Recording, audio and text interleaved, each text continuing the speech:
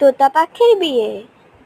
সাদির হোসাইন কাঁঠাল গাছে চড়ুই নাচে, ডালিম গাছে টিয়ে, আতা গাছে তোতা পাখি করবে সে আজ বিয়ে। শালিক শ্যামা বাবুই মিলে করছে কানাকানি, তোতা পাখির বিয়ের কথা হচ্ছে জানাজানি।